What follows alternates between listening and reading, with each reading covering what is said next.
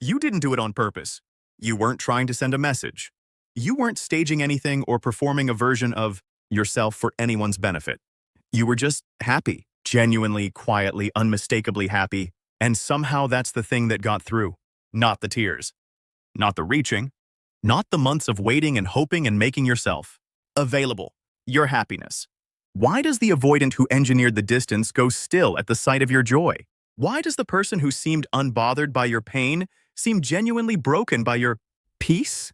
What is actually happening inside an avoidant's mind and body when they see the person they pushed away living fully, visibly, without them?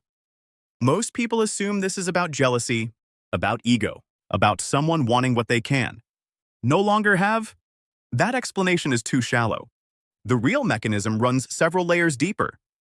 And once you understand it, you will never wonder again whether what you shared was real or why it finally registered when your happiness did what your pain never could. By the end of this video, you will understand the full psychological architecture of this moment, why your happiness breaks something specific in the avoidant, what it breaks, and what that breaking means for you, not as an outcome to manage, but as the final confirmation of something you already deserve to know. Subscribe right now, because this is a channel built to give you the kind of clarity that actually moves you forward. Here is the misread most people make when they notice the avoidant's response to their happiness. They interpret it as the avoidant wanting them back. And sometimes that's present. But if you look only at the surface, if you read "they miss me" as the complete explanation, you miss the most important psychological truth this moment contains. Here is the real mechanism. The avoidance self-concept contains a specific load-bearing belief. It goes like this: I am protecting both of us by creating distance. This space is necessary. My need for independence is legitimate. And the other person, while they may struggle now, will ultimately be okay. Maybe even better off, without the complication of my emotional limitations. That belief is not cynical.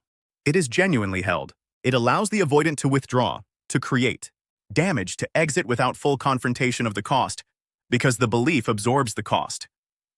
It says, the pain I'm causing is temporary. They will heal. The distance I need is justified. Your happiness destroys that belief, not gradually, directly. When the avoidant sees you thriving, genuinely, not performatively, not with the brittle brightness of someone white-knuckling through grief, but actually living with fullness and direction, it produces a very specific internal collision. The cost they believed was temporary turns out to have been survivable. You survived it. You moved through it. And what has emerged on the other side is not someone diminished by their absence, but someone expanded by their own forward motion. That is not what the belief system predicted. And a belief system encountering direct, undeniable evidence of its own inaccuracy does not update quietly. It breaks.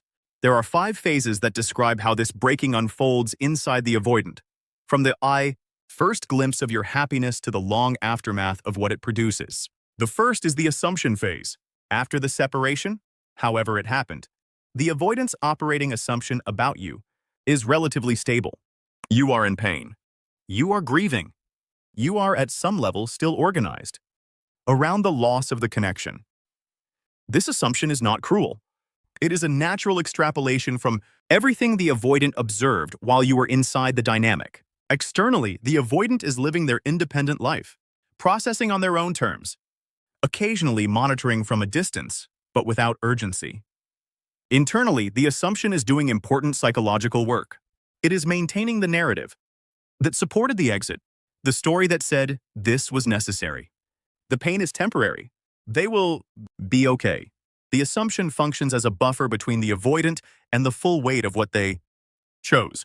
The second phase is the first evidence phase. Something reaches the avoidant. A post, a mutual contact's mention, a glimpse of you in a context they didn't expect. And what they see is not the person they assumed was still in the early stages of grief. What they see is movement. Externally, the avoidant's behavior may not change visibly at this point. They continue on. Internally, the assumption has been disrupted. Not yet shattered, disrupted. The image they'd been carrying of you, still grieving, still oriented toward the loss, has been replaced by evidence of something different. The narrative that was buffering them begins to require more maintenance. The story that said, they'll be okay has been partially confirmed, but in a way that creates a new and unfamiliar problem. If they're okay, then the distance wasn't as necessary as it felt. And if the distance wasn't as necessary as it felt, then what was it? The third phase is the happiness confrontation phase. This is the phase the title refers to, and it is worth understanding with precision. The avoidant sees you, not just coping, but genuinely happy. Laughing, present, engaged, with your own life in a way that has a quality of fullness that is unmistakable. Externally, this may be a single moment, a video, a photo, a presence in a shared context. Internally, something breaks. What breaks is not the avoidance composure necessarily. What breaks is the specific belief system that was holding the weight of the exit. Every element of the supporting narrative encounters its contradictions simultaneously. The belief that the pain was temporary, confirmed, but the confirmation produces new pain, rather than relief. The belief that the exit was necessary, undermined, because the evidence suggests that what was left behind is not a person destroyed by the departure, but a person who found their way to something real in its aftermath. The belief that they were the more functional one in the dynamic, destabilized, because the person they assumed was more dependent has demonstrated, visibly, that their independence was never in question. And underneath all of it, the realization, arriving not as a thought, but as a physical sensation, that this specific person, with this specific quality of presence, is no longer within reach. Not unavailable in the managed way of the separation period, genuinely, expansively, happily, elsewhere. The fourth phase is the inventory phase. The breaking produces an inventory, not a conscious, deliberate one, an automatic, psychological accounting that the avoidance system runs when confronted with irreversible loss. What was this, actually? Not in the constructed narrative of the exit, not the version curated to justify the distance. What was this in honest terms? The avoidant begins to encounter in memory the specific things that were real, the particular quality of the connection, what you brought, what was possible between you that was not possible with other people, what the avoidant suppressed in real time because the deactivation system routed it away. All of it arrives now. Specific, accurate, unmediated by the distance management strategies that used to contain it, and the inventory is measured against the current reality. Someone who was the source of all of that is now genuinely fine without them. The emotional dynamic shifts from a managed grief, one the avoidant was always going to eventually resolve, to something closer to genuine, undefended loss. The fifth phase is the narrative collapse phase. This is the long phase, the one that doesn't have a defined end. The exit narrative, the story that made the distance feel necessary and the cost manageable. It has lost its structural integrity. The evidence that was supposed to confirm its premise has instead contradicted it. Externally, the avoidant may begin to reach, or may not. The avoidance system is not always able to translate internal collapse into external action. Often, the collapse remains private. It's processed in isolation, never communicated. Internally, the avoidant is living inside a question they cannot easily answer. If this was the wrong choice, what does that mean about every choice that led here? That question is not comfortable. It does not arrive with clarity. It arrives as a persistent, unresolvable dissonance between who the avoidant believed themselves to be, someone who needed the distance, who was protecting themselves and the other person, and the evidence now in front of them. Your happiness is the evidence, and evidence once seen cannot be unseen. Stop here for a second, because I want to ask you something directly. Was there a moment after the separation when you felt genuinely happy for the first time? Not performed, not forced, just a real moment of lightness? Tell me about it in the comments. Just a sentence. Because I want to know when it happened. For you. And I think knowing when it happened for other people is something that helps everyone watching this understand that getting there is actually possible. Most people, when they understand that their happiness is what finally broke through, experience one of two temptations. The first is to perform happiness more deliberately. To curate a visible life of thriving specifically for the avoidance consumption. To make the happiness a signal directed at producing a response. The second is to rush toward the avoidance breaking, to interpret it as the readiness they were waiting for, and to use it as an opening to reestablish what was. Both temptations misuse what this moment actually is. Performed happiness is not the same as real happiness. The avoidance system that was broken by your genuine joy is not broken by a performance of it. Authenticity is the mechanism. The moment the happiness becomes strategic, it loses the quality that made it land. And rushing toward the avoidance breaking, treating their internal collapse as your opportunity, removes from you the most important thing your happiness built, the genuine forward momentum of your own life. The grounded position is this: you live your happiness for yourself, completely, without monitoring whether it's being seen or whether it's producing the effect you once would have wanted it to produce. Not because you don't care, but because the happiness that broke something in the avoidant was the happiness you built for you. And the moment you redirect it toward them, you have given back the thing that was most yours. 5 principles allow you to hold this position with integrity. The first is called authentic investment continuity. The happiness that landed was real because it was genuinely yours, built through real investment in real things that mattered to you. Authentic investment continuity means you continue building that investment forward without redirecting its energy toward the avoidance reaction. You post because your life is full. You engage because you are genuinely engaged. The continuity of authentic investment is what keeps the happiness real. And real happiness is the only kind that produces what this video describes. The second principle is called response immunity. If the avoidant reaches, driven by the collapse your happiness produced, your response needs to come from your genuine current state, not from the relief of being finally reached. Response immunity means you do not experience their reach as a validation of your worth. You were worth reaching before they reached. The reach is information about where they are. It is not confirmation of where you are. Those are different things.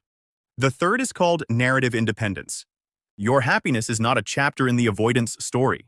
It is not evidence in their internal case. It does not belong to their process of reckoning, their eventual understanding, their possible growth.